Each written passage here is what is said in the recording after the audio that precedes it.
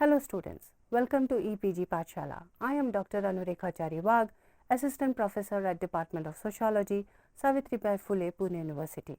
I am coordinating the paper on Sociology of Gender. Today we are going to discuss the module Challenges to the Women's Movement, especially in the context of globalization and communalism. We are going to analyze how the whole idea of globalization and the upsurge of communalism in India have really affected the women's movement, especially in terms of its discourses and the kind of campaigns that the women's movement had addressed. Further, it will also look into the way women's movement has negotiated and engaged with the whole idea of state in the context of increased globalization and the rising threat of communalism. And all these debates would be understood and analyzed and discussed within the context of the decades of the 90s that has thrown up such challenges to the movements in India. In this module, we are going to look at the challenges to the women's movement in terms of those posed by globalization and communalism. In order to do that, we must first begin to looking at the category of women's movement and understand what this means in an Indian context.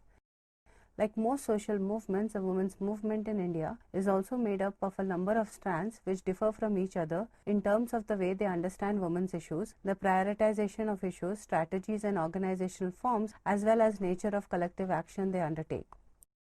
As argued by scholars like Basu and Omveit, in the Indian context, we need to move out of the question of feminism with movements organized by women autonomously from male-dominated organizations, because such a formulation excludes many forms of activism within the context of democracy, nationalism, human rights struggles, in which women ultimately take up questions of gender inequality, even if that is not their initial objective. The category women's movement includes therefore not only in the autonomous women's group, but also the wings of political parties, trade unions, rural mass-based organization, and left-affiliated women's groups and mass organizations. It is in this context of this understanding of the women's movement that we are addressing the questions of challenges faced by it, particularly in the decades of the 1990s. This decade has been characterized by the Mandal Masjid World Bank years, and the turn of the 90s saw these three major influences on India's economic and political landscape. Though they are often lumped together, we need to remember that their coming together was conjunctural rather than structural, and that each of these has meant very different kinds of pulls and pushes for the women's movement. The first of these forces, characterized by the secular upsurge of caste, came up in the context of the Indian government's decision to implement the recommendation of the Mandal Commission to extend reservations in government employment and higher education to other backward classes, and the bitter opposition to it by the so-called forward classes who had until then disavowed the caste in the public dealings. The nature and language of Indian politics was permanently changed by this. There has been a consolidation of a wide range of regional lower caste political parties which emerged thereafter as significant players in national politics. In this context, caste gained center stage, and it became possible to talk caste without being casteist and in the context of modern democratic structures. Further, this period was also marked by the complete collapse of the Nehruvian consensus, which was seen in terms of a vision of a self-reliant economy based on a model of import substituting industrialization, a secular polity and a non-aligned foreign policy. The period then marked an initiation of the structural adjustment program under the auspices of the IMF and the World Bank. This happened in the context of the collapse of the socialist bloc, pushing neoliberal reforms inevitable. The third major force to be marked as Mandir can be seen in terms of the rapid rise of the Hindu nationalist Bharatiya Janata Party as a major claimant for political power in the centre. Fueled in this time period by successful mobilization for the construction of a Ram Mandir in the disputed site at Ayodhya and leading to the demolition of the Babri Masjid which stood there in 1992. There has been seen as marking a new wave of sectarian violence against the Muslim minorities in the country, a pattern repeated most significantly in the 2002 in Gujarat. As scholars like Menon, Nigam point out that these factors come up at a particular conjuncture, it is important to remember that they have a long history of development which can be traced back to the 1970s and 80s. However, this conjuncture has come to mark a watershed in India's polity and economy, and also in the understanding of the social movements. All social movements in India, including the women's movement, have been influenced by these conjunctural factors in two different ways. For the movement, this has thrown up challenges as well as new forms of mobilization, newer issues and strategies.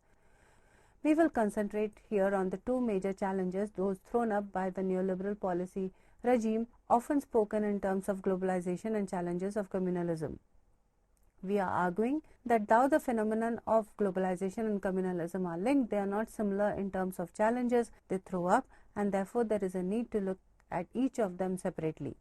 Section 1. Understanding globalization and its challenge to women's movement. As we saw earlier, the 1990s have been marked as a watershed in terms of a host of changes to do with the neoliberal economic policies, opening up of the market and economy, proliferation of the media.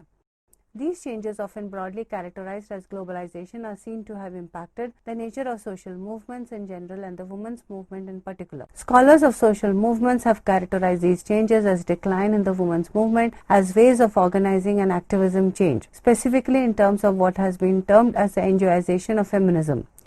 Scholars have argued that loss of socialist vision, coming both from an international context of the collapse of the already existing socialisms and from an ideological vacuum, has had an adverse impact on the women's movement in India, which has been co-opted into the ideology of empowerment.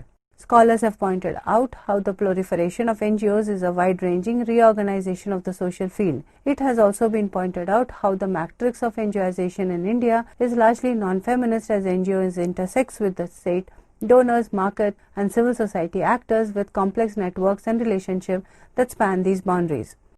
The anxiety centers around the relegation of autonomy and agency to global funding imperatives, the privileges of specialist knowledge, and the solutions over structural analysis of power, shifts in the mode and methods of decision making. All of this seem as a move away from mass-based agitational political struggles to a professionalized project of governance and a general fragmentation of the Indian women's movement. It is also seen to boost temporary careerist 9-to-5 feminists, who are then seen as the most obvious fallout of the professionalization of feminism. It has been noted by scholars that with the boom in the NGOs, the character of autonomous women's group has undergone major changes manifested in their organizational structure, funding patterns, strategies, programs, and even their aims. This has been especially noted in the Indian case, since many of the autonomous women's groups which were formed in the late 1970s and 80s have become funded NGOs by the turn of the 1990s, given an exhaustion of organizational resources and easily available funding. This has led to a formulation whereby professionalization is said to have enabled women with little or no political commitment to practice feminism as a profession rather than as a politics. The state is noted to have picked up the language of gender, where gender has come to be equated with women and has been operationalized through programs like Mahila Samakhya on the one hand and programmatic interventions like self-help groups on the other. Though it has been argued that it is a withdrawal of the state from welfare which marks globalization, we have to see that in fact there is a clear difference in what was happening in the state in the 1980s and the 1990s. Though in the 1980s the international policy agenda led by the neoliberal stance in the main international financial institutions downsized the state and eroded its powers, in the late 1990s the state was brought back in as an institution that bore the main responsibility for governance. The first phase of the good governance agenda sought to build up a technocratic state that would be efficient and honest manager. Subsequently, however, there was a growing interest in reforming the political state and refashioning liberal democracies. Despite the realization that entrenching democracy and enhancing the role of the state in safeguarding citizens' rights required rebuilding the political relationship between the state and society, the formula for democratic reform concentrated on the institutional design of the state. It involved the reform of electoral systems, decentralization and devolution of government, and the reform of administrative and legal systems. Development discourses backed by the power of financing, projects, knowledge, production constructed the idea of a state without politics and proposed a generic model of a citizen unmarked by social relations. A plethora of new sites for citizens' participation were opened up without the state intervening to guarantee social rights for everybody. In this paradigm, policy making is seen more as a political process, as a process of negotiation between diverse and often competing and contradictory demands. It has come to be seen in the terms of merely collating the obvious. As scholars have pointed out, accounting practices and narrow cost-benefit definitions of efficiency assume more weight in the policy process than moral objectives of governance like human equality and democratic accountability. Questions of gender have found a habitat as women empowerment within the state context, making this visibility of gender particularly problematic for women's movement. Section 2. Responses of the women's movement to the challenges of globalization, transnational organizing. We can understand the response of the women's movement to the challenges of globalization in three ways. 1. Look at the efforts like World March of Women, which has been the feminist anti-globalization transnational network, to look at how feminist organizations within India have responded to these challenges by centering the hybrid nature and through strategies like intersectoral organizing. And thirdly, the feminist interventions in state-led empowerment programs. Scholars have pointed out that women's movements, through universal in aim and inspirationals, are locally situated in terms of the character. This scholarship has emphasized the local origins, character and concerns of the women's movements. Scholarship has pointed out how women have challenged universalist understanding of feminism and thereby relocated feminism amid the marginalized subordinate groups. It has been pointed out that the history, shape and analytical scope of the women's movement in India do not fit into either the mold of localism or derivation. The processes of globalization are seen to have also created the possibilities of solidarities across boundaries as communication networks expand. Such transnational organizing has blossomed within the women's movement. Feminist activists are increasingly self-consciously participating within an international forums and constructing a women's movement understood as being both local and global. This period has seen very influential transnational advocacy networks around issues of sex work, trafficking, migrant labor, gender just laws. Scholars have argued that transnational networks are organizing women around the most pressing issues of the day and that they have a broader and a far more reaching impact than local movements.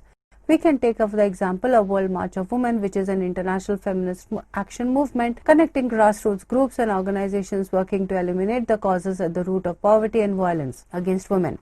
The march includes a total of 6,000 grassroots women's groups, and its importance lies in the diversity of its constituent groups, which include unions of informal sector workers, mass organization of women, feminist NGOs, the reliance on contentious politics more than lobbying, and the ways in which it brings gender into anti-globalization movement and anti-globalization agenda to women's movement.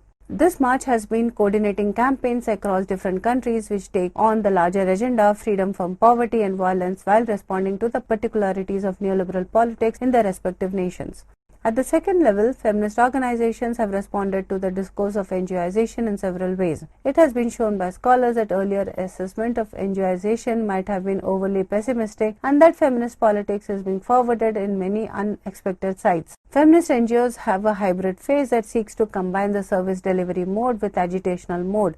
In a context where globalization has sharpened economic inequalities, the service delivery mode is seen as essential, and it has been argued that even when they are doing service delivery, feminist NGO as an important producer of feminist knowledge and disseminators of feminist discourse, not just to policy makers but to other social movements and civil society organizations. Thus, feminist NGOs are involved in a mobilization of ideas, not just people. It has also been argued that NGOization as an effect of the UN decade and associated development strategies has had contradictory political effects for feminist movement.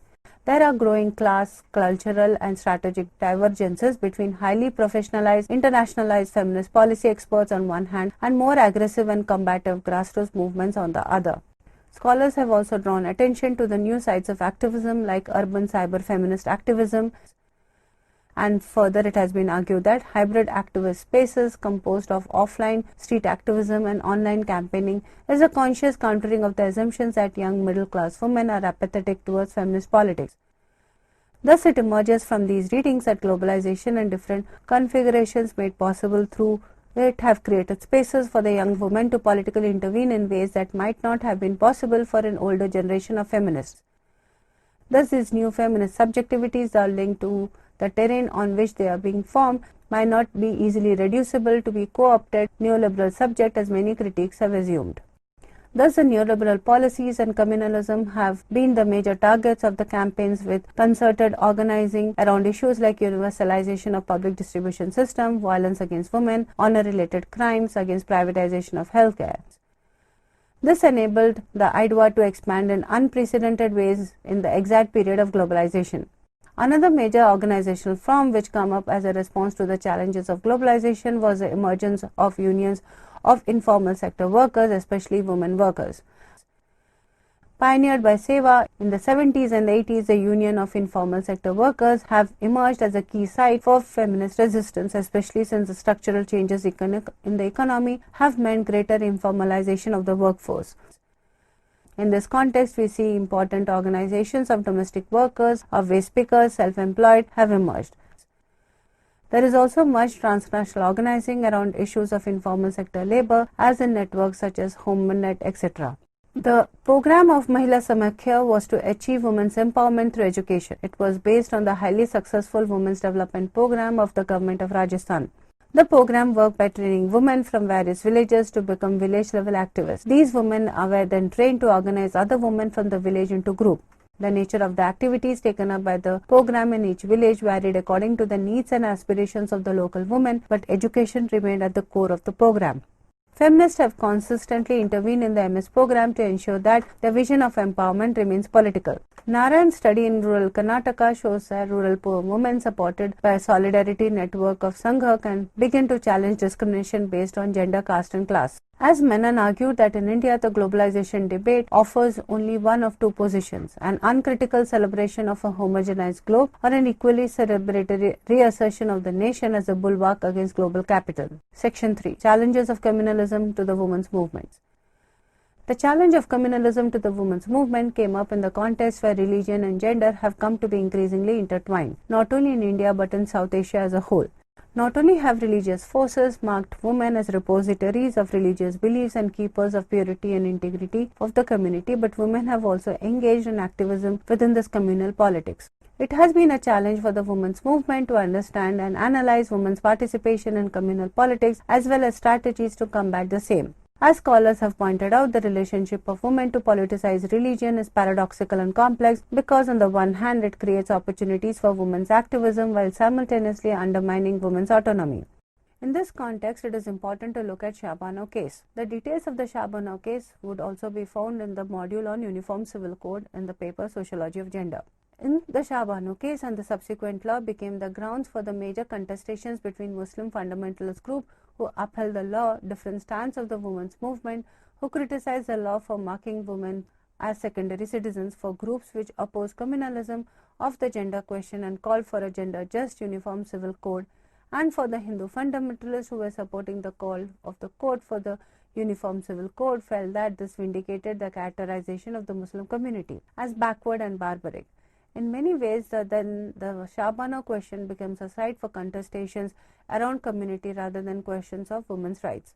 The other critical event to understand in this context is the debates on demonstrations which was followed the Roop Kanwar Sati incident in 1987 Deorala, Rajasthan. Women's groups were criticized for not understanding what real Indian womanhood stood for, and the right-wing Hindu groups argued for a woman's right to go sati, again pointing out to the complex ways in which women are imbricated in the questions of religious identity and community autonomy. Both the cases, Shabano case and the Roop Kanwar case, had broad similarities.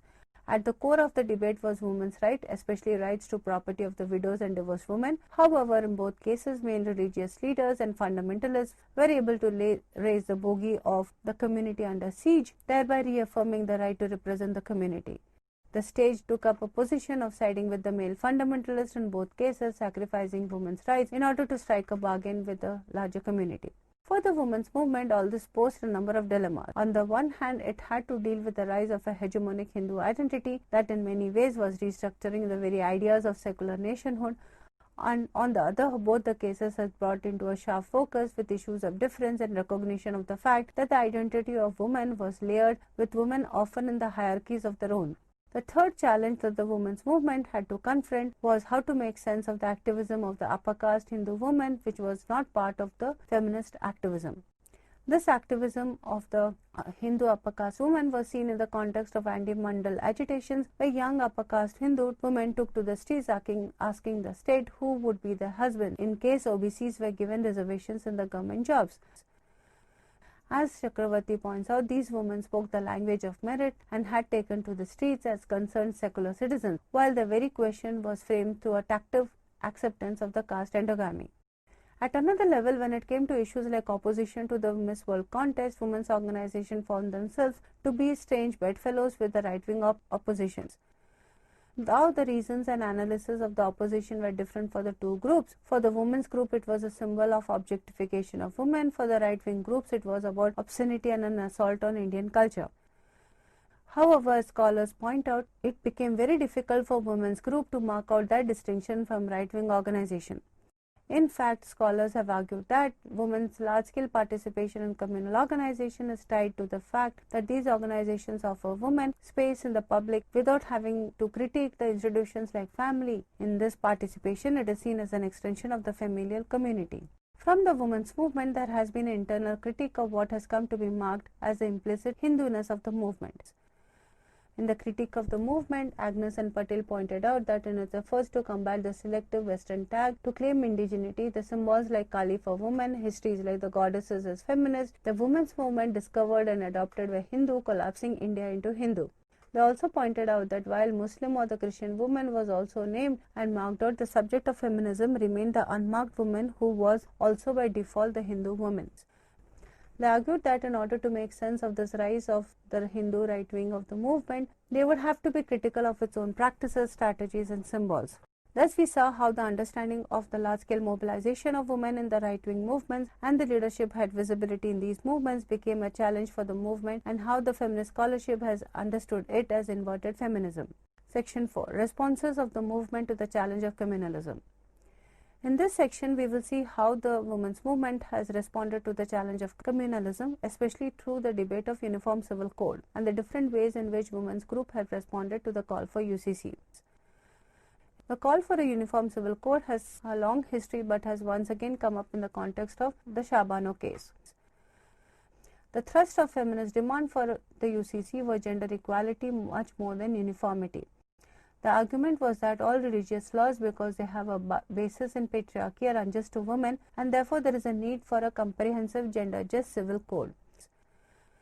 However, in the aftermath of Shabano judgment and the remarks of the Supreme Court, the question of Uniform Civil Code came to be cast by Hindu right wing as a reform in the Muslim law to bring it on par with what was seen as a progressive Hindu code. In this formulation, it was oral talaq and polygamy that were highlighted as practices needing reform, and not the unequal succession, property, and other laws that existed among other communities. At another level, the movement has tried to face the challenge of communalism by being reflexive about its own practices and symbols.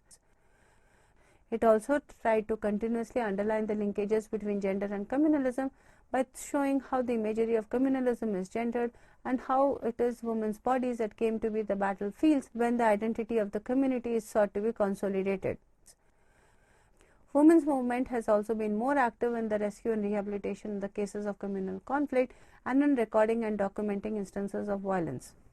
In conclusion, in this module we have addressed and readdressed the whole idea of invisibility of women, but we have focused on how the discourse of invisibility of women has now shifted to hypervisibility of women. As it has been said, women are now seen everywhere. Further, in this module, we have also discussed the rise of right-wing and market feminism that has posed a major challenge to the women's movement in India.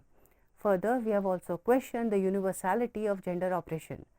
In this module, we have looked into how women's movement have engaged with the democratic processes and also analyzed about how local, regional, national and global networks have really shaped the way women's movement had addressed the challenges of globalization and communalism in India. Thank you.